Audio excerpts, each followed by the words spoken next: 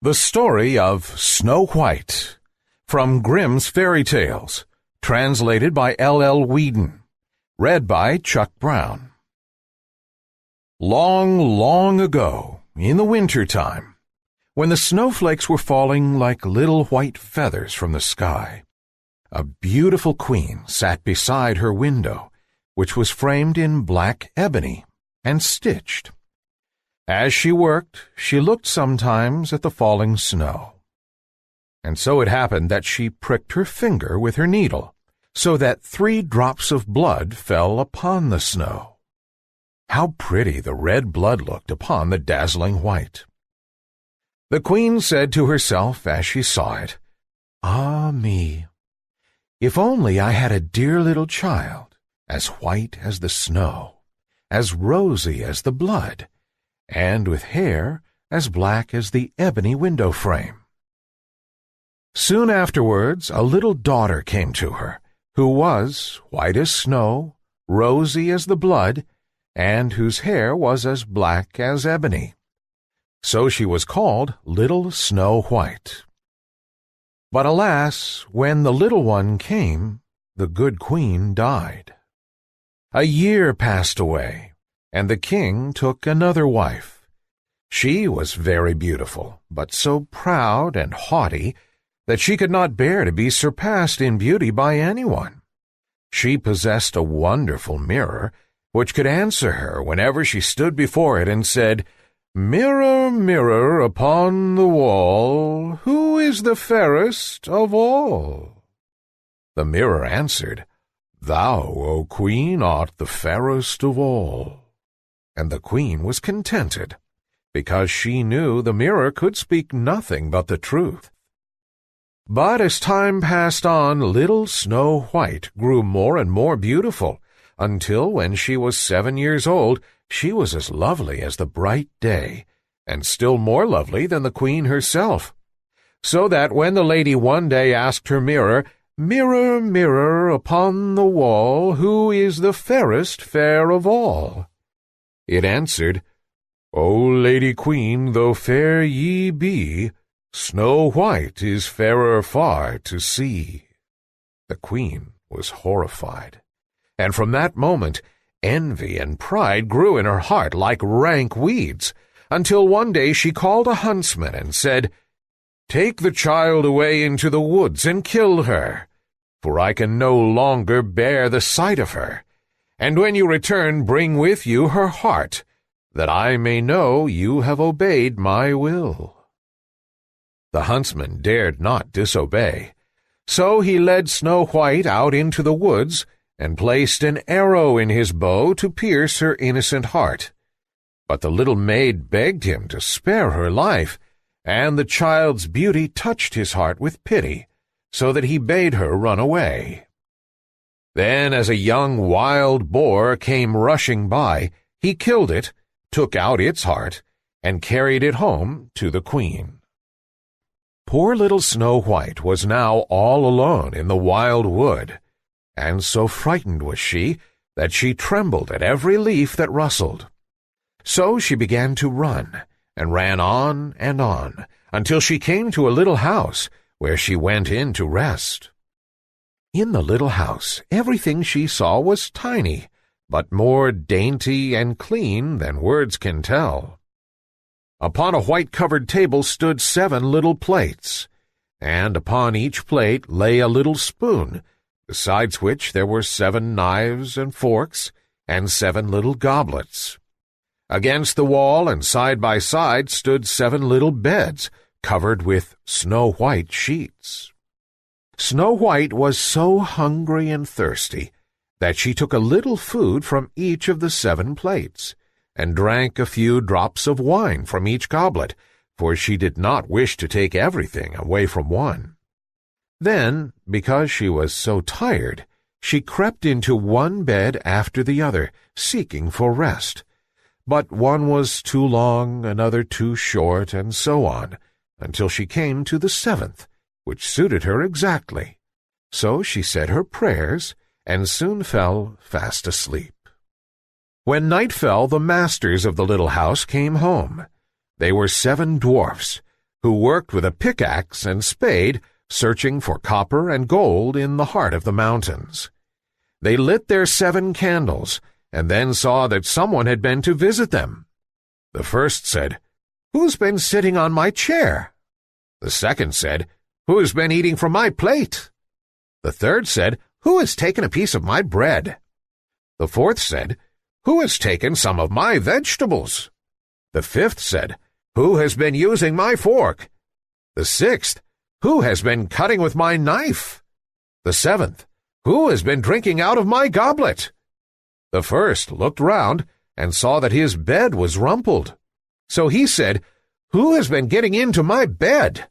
Then the others looked round, and each one cried, "Someone has been on my bed too." But the seventh saw little Snow White lying asleep in his bed, and called the others to come and look at her, and they cried aloud with surprise, and fetched their 7 little candles, so that they might see her the better. And they were so pleased with her beauty that they let her sleep on all night. When the sun rose, Snow White awoke, and oh, how frightened she was when she saw the 7 little dwarfs. But they were very friendly, and asked what her name was. "My name is Snow White," she answered. "And how did you come to get into our house?" questioned the dwarfs.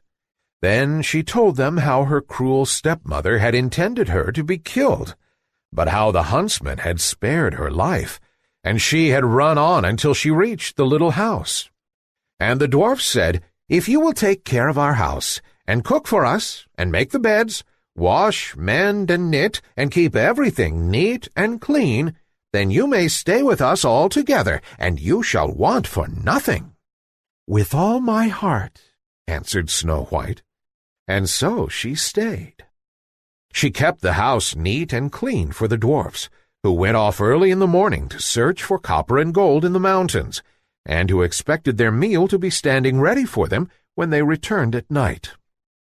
All day long, Snow White was alone, and the good little dwarfs warned her to be careful to let no one into the house. "For," they said, "your stepmother will soon discover that you are living here." The queen, believing, of course, that Snow White was dead, and that therefore she was again the most beautiful lady in the land, went to her mirror and said, "Mirror, mirror, upon the wall, who is the fairest fair of all?" Then the mirror answered, "O Lady Queen, though fair ye be, Snow White is fairer far to see. Over the hills and far away she dwells with 7 dwarfs today." How angry she was, for she knew that the mirror spoke the truth, and that the huntsman must have deceived her. She thought and thought how she might kill Snow White, for she knew she would have neither rest nor peace until she really was the most beautiful lady in the land. At length, she decided what to do. She painted her face and dressed herself like an old peddler woman, so that no one could recognize her, and in this disguise she climbed the 7 mountains that lay between her and the dwarf's house, and knocked at their door and cried, "Good wares to sell very cheap today." Snow White peeped from the window and said, "Good day, good wife, and what are your wares?" "All sorts of pretty things, my dear," answered the woman. "Silk and laces of every color." And she held up a bright-colored one, made of plaited silks. "Surely I might let this honest old woman come in," thought Snow White, and unbolted the door and bought the pretty lace. "Dear, dear, what a figure you are, child," said the old woman. "Come, let me lace you properly for once." Snow White had no suspicious thoughts, so she placed herself in front of the old woman that she might fasten her dress with the new silk lace. But in less than no time the wicked creature had laced her so tightly that she could not breathe, but fell down upon the ground as though she were dead. "Now," said the queen, "I am once more the most beautiful lady in the land." And she went away. When the dwarfs came home, they were very grieved to find their dear little Snow White lying upon the ground as though she were dead.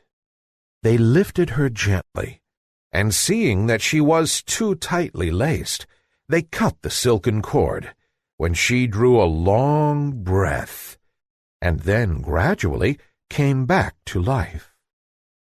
When the dwarfs heard all that had happened, they said, "The peddler woman was certainly the wicked queen. Now take care in the future that you open the door to none when we are not with you." The wicked queen had no sooner reached home than she went to her mirror and said, "Mirror, mirror upon the wall, who is the fairest fair of all?" And the mirror answered as before, "O Lady Queen, though fair ye be, Snow White is fairer far to see. Over the hills and far away, she dwells with 7 dwarfs today." The blood rushed to her face as she heard these words, for she knew that Snow White must have come to life again. "But I will manage to put an end to her yet," she said. And then, by means of her magic, she made a poisonous comb. Again she disguised herself, climbed the 7 mountains, and knocked at the door of the 7 dwarfs' cottage, crying, "Good wares to sell very cheap today." Snow White looked out of the window and said, "Go away, good woman, for I dare not let you in." "Surely you can look at my goods," answered the woman, and held up the poisonous comb, which pleased Snow White so well that she opened the door and bought it. "Come, let me comb your hair in the newest way," said the woman, and the poor unsuspicious child let her have her way. But no sooner did the comb touch her hair than the poison began to work, and she fell fainting to the ground. "There, you model of beauty," said the wicked woman as she went away. "You are done for at last." But fortunately, it was almost time for the dwarfs to come home, and as soon as they came in and found Snow White lying upon the ground, they guessed that her wicked stepmother had been there again, and set to work to find out what was wrong. They soon saw the poisonous comb, and drew it out, and almost immediately Snow White began to recover, and told them what had happened. Once more they warned her to be on her guard, and to open the door to no one. When the queen reached home, she went straight to the mirror and said, "Mirror, mirror on the wall, who is the fairest fair of all?" And the mirror answered, "O Lady Queen, though fair ye be, Snow White is fairer far to see. Over the hills and far away, she dwells with 7 dwarfs today." When the queen heard these words, she shook with rage. "Snow White shall die," she cried, "even if it costs me my own life to manage it." She went into a secret chamber where no one else ever entered, and there she made a poisonous apple, and then she painted her face and disguised herself as a peasant woman, and climbed the 7 mountains and went to the dwarf's house. She knocked at the door. Snow White put her head out of the window and said, "I must not let anyone in. The 7 dwarfs have forbidden me to do so." "It's all the same to me," answered the peasant woman. "I shall soon get rid of these fine apples. But before I go, I'll make you a present of one." "Oh, no," said Snow White, "for I must not take it." "Surely you are not afraid of poison," said the woman. "See, I will cut one in 2. The rosy cheek you shall take, and the white cheek I will eat myself." Now the apple had been so cleverly made that only the rose-cheeked side contained the poison. Snow White longed for the delicious-looking fruit, and when she saw that the woman ate half of it, she thought there could be no danger, and stretched out her hand and took the other part. But no sooner had she tasted it than she fell down dead. The wicked queen laughed aloud with joy as she gazed at her. "White as snow, red as blood, black as ebony," she said. "This time the dwarfs cannot awaken you." And she went straight home and asked her mirror, "Mirror, mirror upon the wall, who is the fairest fair of all?" At length it answered, "Thou, O queen, art fairest of all." So her envious heart had peace at last, so much peace as an envious heart can have. When the little dwarfs came home at night, they found Snow White lying upon the ground. No breath came from her parted lips, for she was dead. They lifted her tenderly and sought for some poisonous object which might have caused the mischief, unlaced her frock, combed her hair, and washed her with wine and water. But all in vain. Dead she was, and dead she remained. They laid her upon a stand, and all 7 of them sat around it, and wept as though their hearts would break, for 3 whole days. When the time came that she should be laid in the ground, they could not bear to part with her. Her pretty cheeks were still rosy red, and she looked just as though she were still living. "We cannot hide her away in the dark earth," said the dwarfs, and so they made a transparent coffin of shining glass, and laid her in it, and wrote her name upon it in letters of gold. Also they wrote that she was a king's daughter. Then they placed the coffin upon the mountain top, and took it in turns to watch beside it. And all the animals came and wept for Snow White, first an owl, then a raven, and then a little dove. For a long, long time little Snow White lay in the coffin, but her form did not wither. She only looked as though she slept, for she was still as white as snow, as red as blood, and as black as ebony. It chanced that a king's son came into the wood, and went to the dwarf's house, meaning to spend the night there.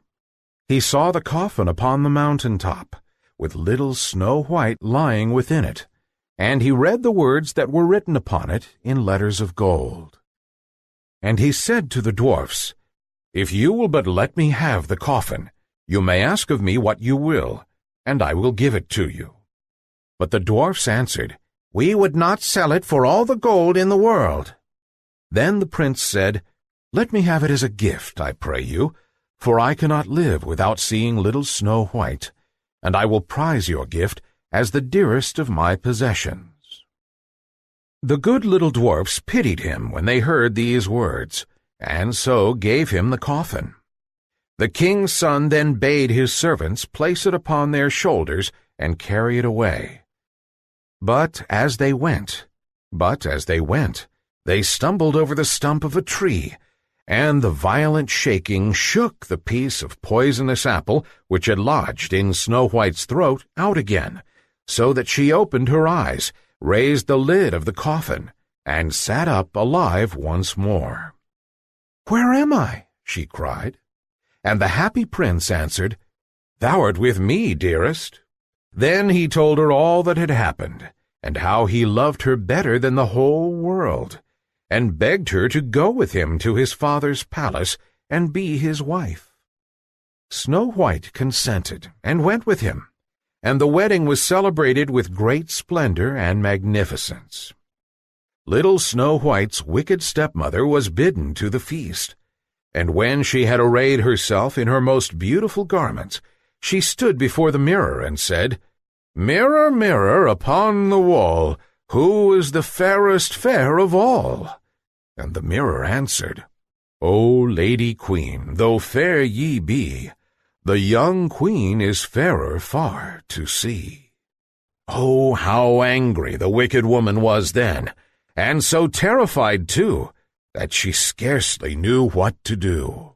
At first she thought she would not go to the wedding at all, but then she felt that she could not rest until she had seen the young queen.